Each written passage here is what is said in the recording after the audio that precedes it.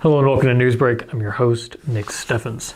Getting into today's top stories, Washington County Supervisors caught public health officials off guard Tuesday morning after unexpectedly voting not to reappoint Washington County Board of Health member Connie Larson for another 3-year term. Larson had been recommended for a second term by the Board of Health at a virtual meeting last week after minimal discussion in a vote with 3 in favor and board member Jack Seward Jr., who is also a county supervisor, abstaining. On Tuesday morning, Seward made the motion to fill Larson's seat with another applicant who was informally interviewed by health officials when she applied for the same position vacated by an exiting board member.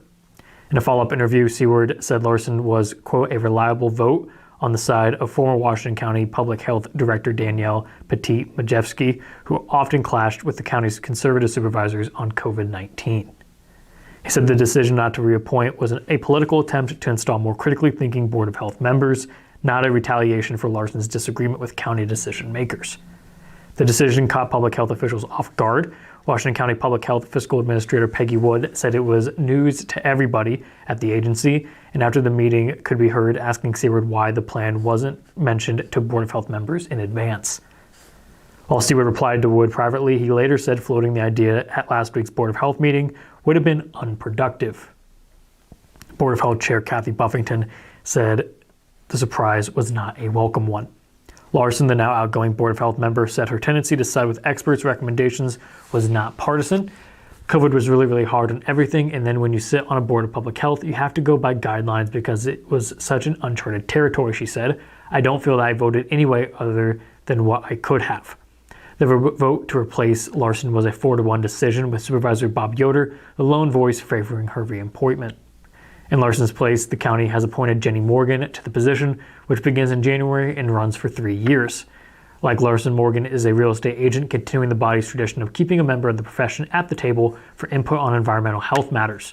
While the circumstances were unanticipated, Morgan said she accepted the appointment. Bodie Rogers counts himself lucky after his involvement in a 2-vehicle collision Tuesday afternoon. Shortly before 1 p.m. December 27th, Rogers' truck collided with another vehicle at the intersection of Franklin Avenue and Old Highway 34 in Mount Pleasant. Emergency services took both drivers to Henry County hospitals. According to Rogers, the impact occurred at highway speeds. God reached out with both hands and caught us both Tuesday, Rogers said, in light of both drivers only sustaining minor injuries. Rogers broke his thumb and received a scratch from his ankle to his knee.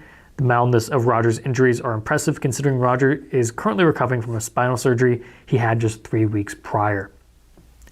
As community members gear up for a special election to fill the Ward 2 Washington City Council vacancy, county officials said they're ready to hear from candidates. Nomination papers are now available at the Washington City Hall and the Washington County Auditor's Office, a news release from the county auditor said. The special election for this office will be held February 14, 2023. The nomination petition filing deadline is January 20th, 2023. The petition must be accompanied by an affidavit of candidacy. The auditor's office said in another news release that absentee ballots for the special election will become available January 25th and gave voters instructions for the voting method. Absentee ballot request forms for mailed-out ballots can be mailed in or dropped off at the auditor's office effective immediately, the news release said. Absentee voting may be done in person at the Washington County Auditor's Office at the courthouse in Washington, with the deadline being 4:30 p.m. on Monday, February 13th. The Auditor's Office hours are 8 a.m. to 4:30 p.m. on weekdays and 8 a.m. to 5 p.m. on Monday, January 30th, and Friday, February 10th. Ballot request forms are available at the Auditor's Office or at the website of Washington County and the Iowa Secretary of State. Officials said mail-in ballots had to arrive no later than 8 p.m. on Tuesday, February 14th to be counted regardless of their postmark date. Mount Pleasant Main Street Arts Center hosts the Iowa Watercolor Society's prestigious annual traveling show through the month of January. The show consists of 30 of the best watercolor paintings in the state of Iowa. According to the Iowa Watercolor Society, these paintings are a selection of the best paintings from the annual exhibition, plus award-winning paintings from the annual exhibition. Top artists featured in the exhibit include first place winner Richard Hansen, second place winner Nash Cox, and third place winner Gene Weiner. Frequent visitors to Mount Pleasant's Art Center will likely recognize Nash Cox's work from his time as a featured artist back in June. We're going to take a brief break, and when we come back, we'll have the weather and sports. Since 1905, Kelowna Cooperative Technology Company has helped our community stay connected with the latest advancements in clear, dependable telecommunications services. KCTC provides rural Iowans with access to high-speed fiber internet, as well as phone, television, computer repair, and cybersecurity solutions. We're also proud supporters of local organizations and area schools within the community. KCTC, keeping Kelowna connected.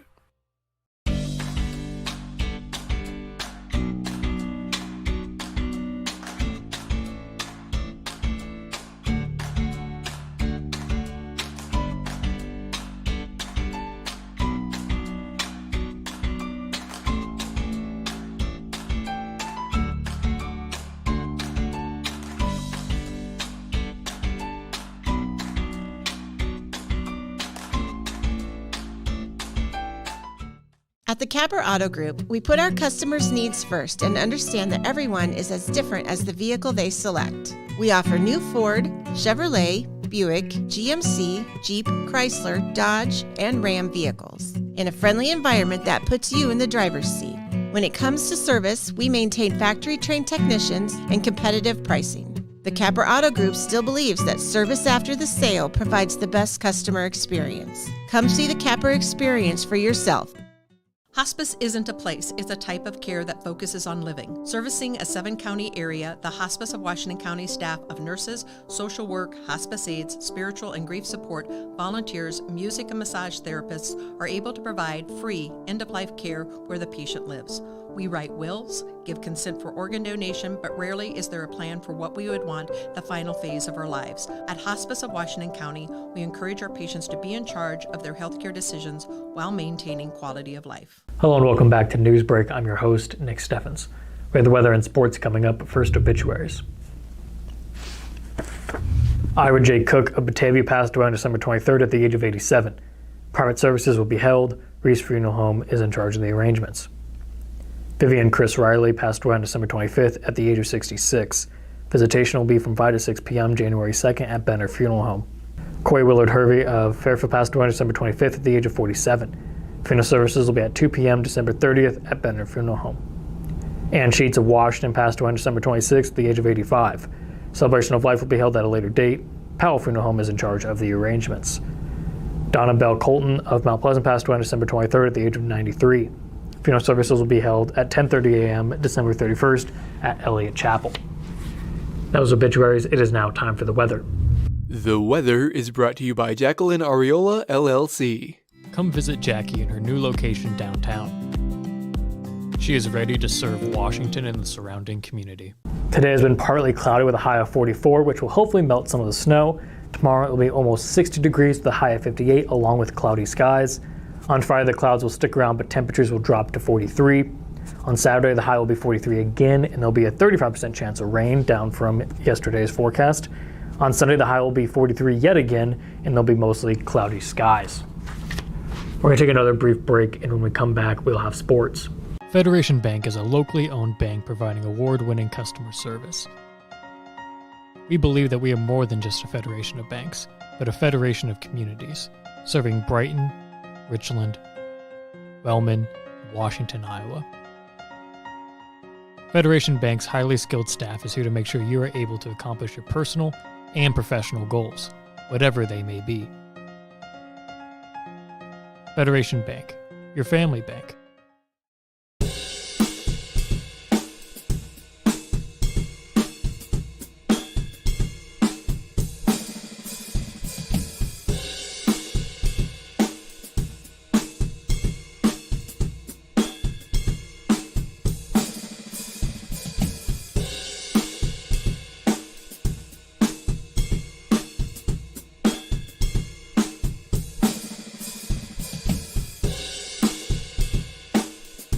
Family owned and operated by Andy and Sarah Ross. Ross Auto has been your vehicle repair and maintenance headquarters since 1935. We specialize in all makes of cars and light-duty trucks. With our variety of available services, let us help you keep rolling and your vehicle operating efficiently. Services include general auto repair, alignments, brakes, fuel injection, and more. Schedule your appointment today at 319-653-5656. That's 319-653-5656.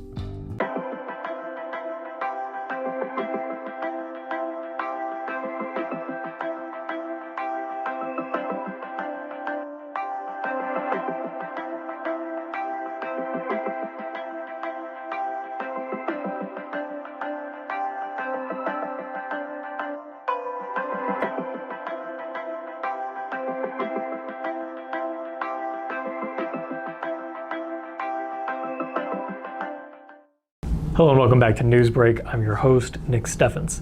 It is now time for sports. And now, sports. Brought to you by Fairway.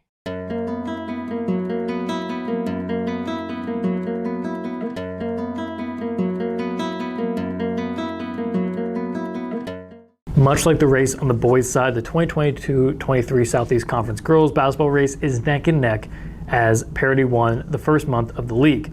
It's been a while since the SEC race has been as competitive as it is now. In the last 3 years, the champion has been undefeated twice as Keokuk went 10-0 in both 2019 and 20 and 21 and 22. Fort Madison lost just once in their 2020-21 championship run. This year's champions are already bound to have one loss on the year, as all 6 SEC teams have dropped at least one of their first 4 games, but 3 of those squads can still say they're in the first place at holiday break. Mount Pleasant goes into the break with a 3-1 record, all knotted up with Lee County squads Fort Madison and Keokuk. Not only are all teams 3-1, but they're all beating each other in round-robin play. Fort Madison got the first laugh, knocking down at Mount Pleasant with a 41-36 loss at the Hound Dome on December 2nd. The Panthers scored a thrilling 51-46 overtime victory at home against Keokuk on December 9th, and the Chiefs ran past Fort Madison just 7 days later, earning a 48-34 victory in Keokuk. While the Panthers, Bloodhounds, and Chiefs are all in good position to fight for the title, there's one team right on the heels of all 3. Washington heads into break at 2-2, and both the Demons' losses were by single digits. Along with a 30-point win at Fairfield to start the season, Washington has had 3 consecutive games decided by 7 points or less. They won at Burlington 47-41, but lost at home to Mount Pleasant 50-43, and dropped a 52-46 road game at Fort Madison. There still is one round of matchups that hasn't taken place in the SEC. Fairfield and Mount Pleasant have not yet played, and Keokuk needs to play Washington. The next 2 games in the league will take place on January 6th. Fairfield has to go to Washington to finish that season series, and Mount Pleasant will host the same Fort Madison team that gave the Panthers their only SEC loss so far. That's the news for Southeast Iowa. I've been your host, Nick Steffens. This has been your news break, and I'll see you